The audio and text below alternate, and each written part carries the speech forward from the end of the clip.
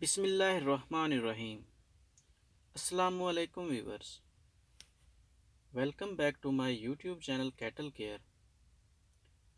उम्मीद करते हैं कि तमाम दोस्त अल्लाह के फजल से खैरियत से होंगे। दोस्तों, आज के टॉपिक में हम वनडे और खल को डिस्कस करेंगे कि इन दोनों में से बेहतर कौन सी चीज़ है, क्योंकि जितने हमारे टेक्निकल लोग और डॉक्टर्स हैं वो वनडे को ही प्रेफर करते हैं, जबकि हमारा जो रवायती तरीका है जानवरों से गोश्त और दूध की पैदावार हासिल करने का, उसमें हम खल को ही इस्तेमाल करते हैं। तो इन दोनों चीज़ों का कंपैरिजन आज हम आपको बताएंगे कि हमें वनडे से कितना फ़ायदा हासिल है और खल के कितने फ़ायदे हैं। तो उम्मीद करते हैं कि आपको हमारी आज की ये वीडियो ज़रूर पसंद आएगी। तो वीडियो शुरू होने से पहले तमाम नए आने वाले दोस्तों से गुजारिश है कि काइंडली हमारा चैनल सब्सक्राइब करें और बेल आइकन का बटन ज़रूर दबाएं ताकि नई वीडियोस का नोटिस मिलता रहे। तो अब हम इसकी वजाहत करते हैं कि जब भी हम अपने जानवर से दूध की और गोश्त की उनकी सलाहियत के मुताबिक ज़्यादा से ज़्यादा पैदावार हासिल करें, तो उसके लिए ज़रूरी है कि उस जानवर की जो नस्ल है, यानी उसकी जो ब्रीड है, वो अच्छी होनी चाहिए। मिसाल के तौर पर एक गाय में 20 लीटर दूध देने की सलाहियत ही नहीं है, तो हम उससे ज़्यादा दूध नहीं हासिल कर सकते। दूसरी जो बात बहुत अहम है कि जानवरों की जो खुराक है वो मुतवाज़न होनी चाहिए। अब मुतवाज़न खुराक से क्या मुराद है? मुतवाज़न खुराक ऐसी खुराक है जो जानवर की उम्र के मुताबिक, जानवर की नस्ल के मुताबिक, जानवर की पैदावार के मुताबिक और जानवर का लाइफ साइकिल यानी जो उसकी लाइफ स्टेज है उसके मुताबिक बेहतरीन खुराक हो। उसके अंदर उसकी ज़रूरियात के मुताबिक प्रोटीन होनी चाहिए, एनर्जी होनी चाहिए, नमकियात होने चाहिए, ये सारी ज़रूरियात होनी चाहिए। आमतौर पर जब हम जानवर को सिर्फ सब्ज़ चारा खिला रहे होते हैं तो वो जानवर की ये ज़रूरियात पूरी नहीं कर पाता। मिसाल के तौर पर हमारे जितने भी गर्मियों के चारे हैं, मकई, ज्वार या बाजरा वगैरह, इनमें प्रोटीन की मिकदार 7 से 8% तक होती है, जबकि एक अच्छे दूध देने वाले जानवर को 13 से 14% तक प्रोटीन की ज़रूरत होती है। जब हम उसको 7 से 8% प्रोटीन दे रहे हैं तो उसकी बुनियादी ज़रूरत जो प्रोटीन की होती है वो पूरी नहीं होती। तो इसके लिए हमको चाहिए कि हम अलग से प्रोटीन प्रोवाइड करें। तो जो हमारे सर्दियों के चारे हैं उनमें प्रोटीन का लेवल ज़्यादा होता है लेकिन एनर्जी का लेवल कम होता है।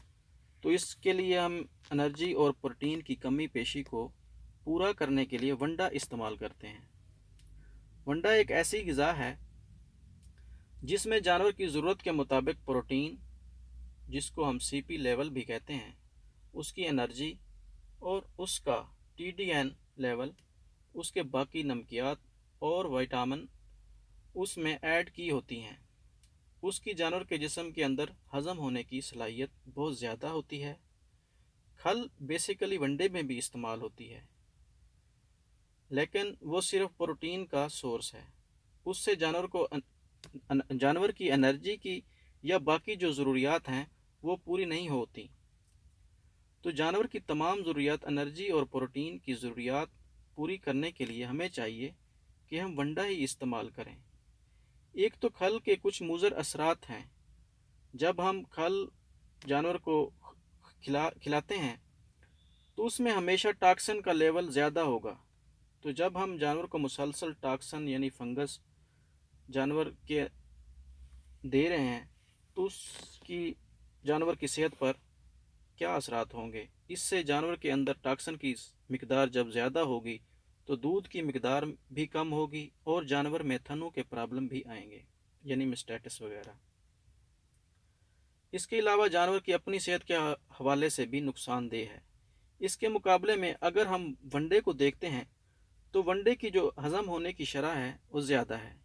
उसमें प्रोटीन और एनर्जी के लेवल जो हैं वो बैलेंस हैं। तो जितने भी टेक्निकल लोग हैं या जो मॉडर्न साइंस है वो यही کہیں گے کہ کھل کی جگہ آپ ونڈا استعمال کروائیں۔ ایک الگ بات یہ ہے کہ جتنے بھی لوگ کھل استعمال کر رہے ہوتے ہیں تو جب ونڈے پر آتے ہیں تو ان کی یہ شکایت ہوتی ہے کہ ہمارے جانور کا دودھ تو پہلے سے بھی کم ہو گیا ہے یا جانور کھانا پینا چھوڑ دیا ہے۔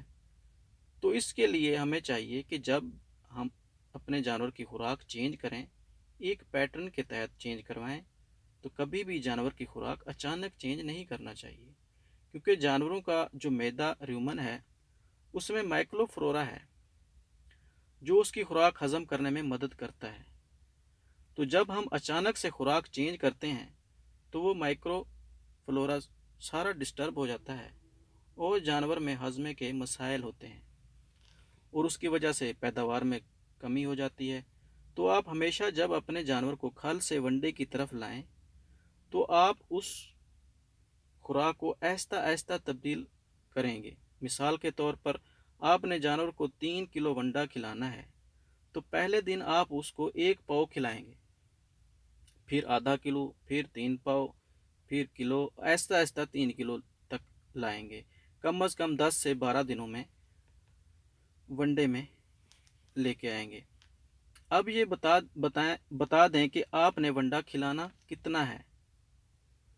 تو ہر گائے کو 3 لیٹر جو دودھ دے رہی ہے 1 کلو ونڈا، اور بھینس جو 2.5 لیٹر دودھ دے رہی ہے اس کے 1 کلو ونڈا کھلانا ہے۔ اس کے ساتھ ایک اور بات یہ، جب آپ ونڈا جانور کو کھلائیں تو پانی کھلا دیں، کیونکہ جانوروں کو پیاس لگے گی، کیونکہ اس میں نمکیات اور وٹامن ہیں۔ اس لیے ہمیں جانوروں کو 24 گھنٹے تازہ پانی فراہم کرنا چاہیے، جس سے بہتر پیداوار حاصل کر سکتے ہیں۔ تو یہ تھی آج کی ویڈیو، امید کرتے ہیں کہ آپ کو ضرور اچھی لگی ہوگی۔ تو ویڈیو کو لائک اور شیئر ضرور کریں۔ تو اگر کسی چیز کی سمجھ نہ آئی ہو تو کمنٹس میں پوچھ سکتے ہیں۔ دعاؤں میں یاد رکھیے، اپنا اور اپنے آس پاس کے لوگوں کا خیال رکھیں۔ شکریہ، اللہ حافظ۔